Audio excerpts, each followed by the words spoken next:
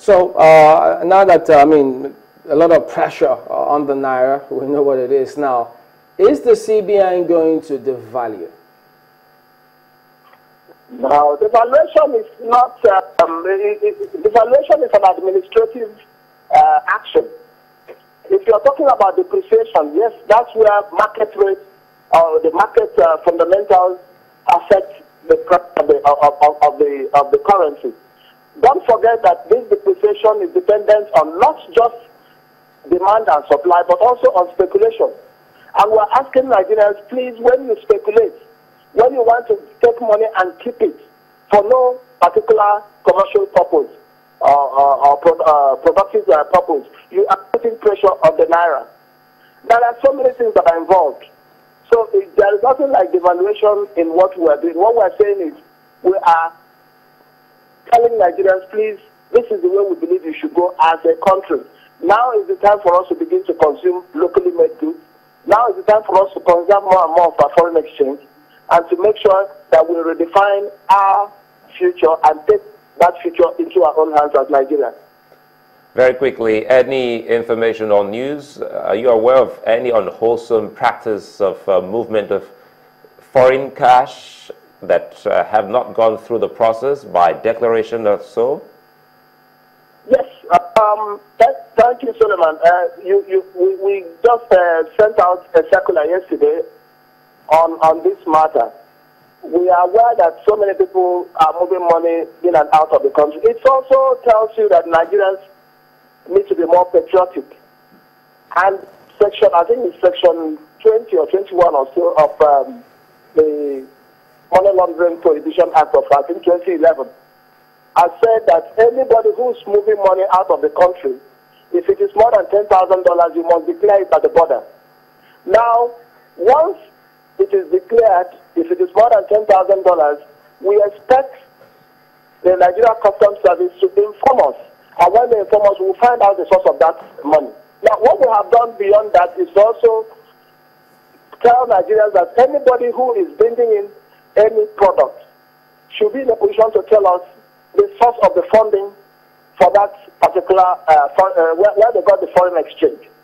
It's not a question of, oh, you have foreign exchange and then you use it to bring in things. We want to make sure that this economy is consistent with international best practice and that Nigerians don't involve themselves in money laundering or terrorist activities. It's easy to move money in a country where people just move cash around.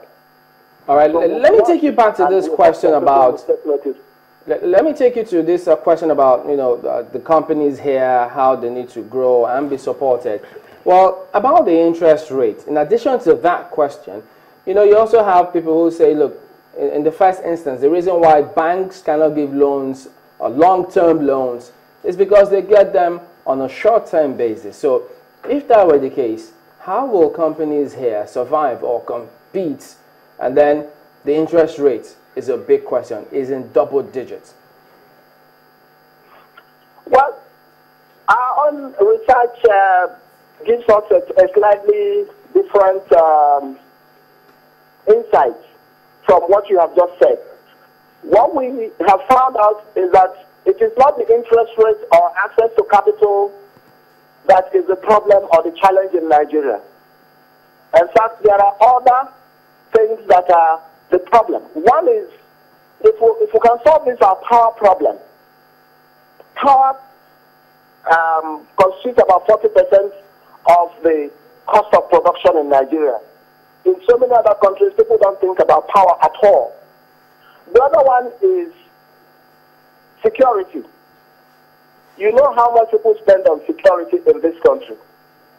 And it's important to know that without security, there can't be progress. That is the first step in security, in production, in prosperity of any society. If you are not secure, you cannot prosper. The other one, which we are also trying to address, is identity. This is one country where you don't know if somebody is Chamberlain Oso, or Oso Chamberlain, or something will go Okoroafor, go Chukwu. No, we don't know who is who. We've come to a point where we must know who we are. That's why I thought the NIM was handling that. Identity, what Ministry is doing, we have decided that we must know who Nigerians are. Now, once you solve that problem, it's easy for you to then lend money in seconds, just like in many other countries. Mr. Okoroafor, the question is not about the lending of them or whether the CBNs or whether the banks are willing to lend money or not, because you've already talked about access to credit here. But the issue is about the interest rate. It's in double digits. How would that encourage the local manufacturers who need capital to go borrowing and get their factories running? That's the point I'm making, that interest rates, if it's a double digit, it is not just because there is no money to lend. No. It is because of all these uncertainties. Yeah, you don't give money to an entity that you do not know, and you are not sure that that entity will bring that money back. It is a major concern for the banks. Mr. Okoroafor, but come to think of it, would you rather give someone you don't know, say 500 million naira at 22%, or give out 50,000 naira and ensure that the person brings it back in a short period? Why would you want to give somebody, because you don't know the person, you give the person a large sum of money at double-digit interest rates? How would that work? No, that's the question I should repeat. No, you said the interest rate, some of the things that contribute to the high interest rate are identity issues, because you don't know the person, you want to be secure. So because you want to be secure, you now give out double interest rate digits, and then how would that work? You still don't know the person. No. I'm saying, now, just bear in mind that credit to the private sector is growing. It's really growing. But we would like to see it grow more, especially in the area of consumer loans. We want our young people who come out of school to quickly get consumer loans to buy goods, to rent houses. Those are the things that will help boost this economy. But you can't do it without credit. Now look at in the pension sector, we have over 4 trillion sitting there looking for investment destinations. But you can't put those things if you're not sure that the money will come back. That's the point I'm making. That when people lend money, give money to banks, let me come in and go, because we need to wrap this up. I mean, won't have the money back. Still on this interest rate, just before we wrap it up, I mean, because I'm sure you also know countries like China, for instance, where their interest rate is at a single digit, 3%. So those, if their government support their individuals, they come into the country and have those companies, they can survive. And so it's difficult for indigenous companies to survive here. We know what's going on with the steel company, and then you say this Forex restriction is to improve local capacity, but yet they can't access long-term loans and it's still high interest rates. So shouldn't those issues be addressed perhaps, or before, if not now?